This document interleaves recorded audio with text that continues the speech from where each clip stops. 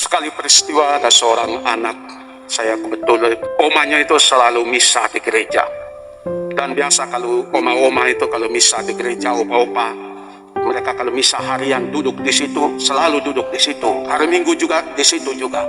Jangan kau duduk di tempat itu, karena itu kayaknya kursi mereka yang sudah mereka stempel menjadi miliknya. Jadi kalau oma-opanya nggak ada, kita sebagai imam, saya duduk berdiri di tempat tinggi begini, saya tahu bahwa kenapa ada oma ini nggak ada. Jadi sudah beberapa hari saya tidak lihat oma ini misa harian. Saya berjanji saya mau pergi kunjungi dia. Kebetulan hari itu saya ada dipanggil ke Katarina Bot. Ternyata saya ketemu oma ada di situ.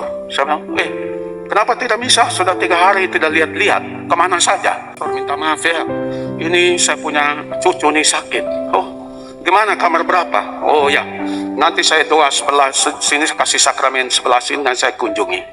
Saya masuk ke sana, anaknya ceria, anak SMP, ceria, anak remaja, lagi baca majalah Bobo, majalah waktu zamannya saya, majalah anak remaja punya. Jadi saya lihatnya, saya senang. Saya bilang, kau sakit apa? Tidak tahu, Mi Pastor. Senyum-senyum. Baik, 2 hari kemudian dia anfal, koma. Kok bisa? Ketahuan lupus ternyata. Jadi sudah mau diterbangkan ke Singapura segala macam, akhirnya tidak bisa. Dari Katarina Bot dipindah ke rumah sakit Yaburi. Jadi saya merasa, kok Tuhan, ini anak SMP, kok sudah menderita penyakit yang sedemikian besar. Rasanya kok nggak adil. Jadi kadang saya berdoa, saya bilang, Tuhan, mendingan ambil saya saja. Saya sudah lihat Brasil, saya sudah lihat luar negeri, saya sudah lihat berbagai belahan dunia. Kasih anak-anak ini, beri dia kesempatan. Begitupun mamanya. Tetapi anaknya semakin kita doa setiap hari. Kalau saya ada misa di gereja, di komunitas hari Minggu, biar tidak ada amplop misa intensi untuk misa untuk dia, saya selalu doa untuk dia. Setiap hari Sabtu bersama anak-anak THR yang ada, biasanya mereka main di gereja. Saya bilang, yuk, daripada kalian main-main bong-bong di gereja sini, yuk temani saya, kita pergi kunjungi anak remaja sana. Jadi dalam proses saya lihat anak yang bukan tambah baik, malah tambah runyam dan tambah runyam.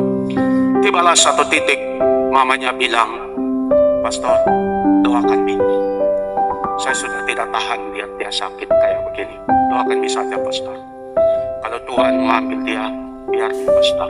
Jadi saya bilang sama dia, bingung saya.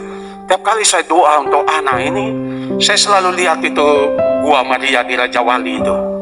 Apa hubungan anak ini dengan Gua Maria di Raja Wali? Mamanya bilang, setiap pagi dia selalu minta uang untuk beli bunga. Selalu dia kasih di Gua Maria di sana.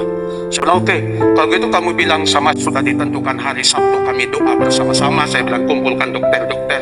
Rumah sakit Yahudi itu banyak orang Islam, dokternya Islam, perawatnya juga Islam banyak sekali. Kebetulan profesor dokter yang menangani dia juga orang Islam. Dia bilang, Pastor, saya tidak bisa buat apa-apa lagi, satu-satunya cabut saja.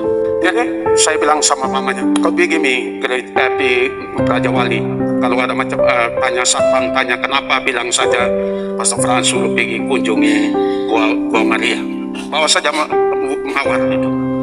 Dia bilang, mawarnya berapa banyak? Saya bilang, terserah. Warna apa? Saya bilang, terserah. Pokoknya kau sana bilang, Bunda, saya serahkan anakku. Anak yang biasa bawa bunga mawar untuk kamu itu sekarang sudah sekarat di rumah sakit. Saya serahkan untuk dia. Kalau mama sudah doa sampai begitu, sampai menyerahkan anaknya, berarti penderitaannya sudah terlalu dalam. Makanya dia tidak mau lihat anak yang dia kasih menderita lebih lama lagi. Jadi dia serah. Habis misa di Andalas, saya pergi ke rumah sakit Yahudi. Saya masuk di sana, para dokter perawat sudah berkumpul. Kami semua membuat satu lingkaran, lalu doa.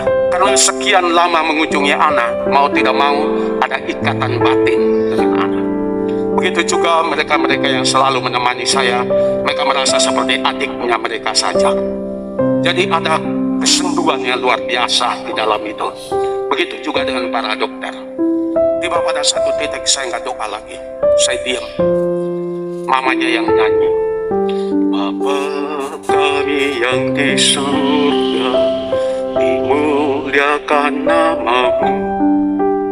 Gimana bisa nyanyi Bapa kami yang ada di surga dan dimuliakan namamu, sementara Anda tahu hitungan detik, hitungan menit anakmu akan pergi.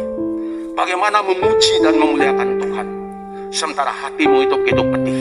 Hanya orang yang beriman, hanya orang yang percaya bahwa di dalam Tuhan semuanya pasti akan baik, yang akan bisa menyanyikan dan mendoakan doa Bapa kami seperti itu. Sesudah dia nyanyi, sunyi senyap, saya lihat para dokter, perawat nangis.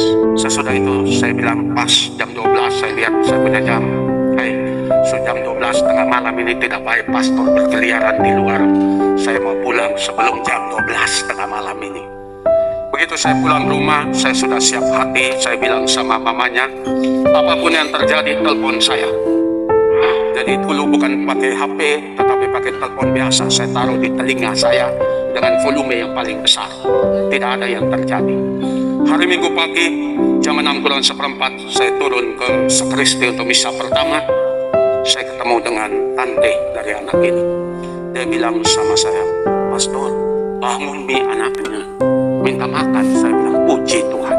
Hari itu di gereja Andalas, kami misa syukur. Semua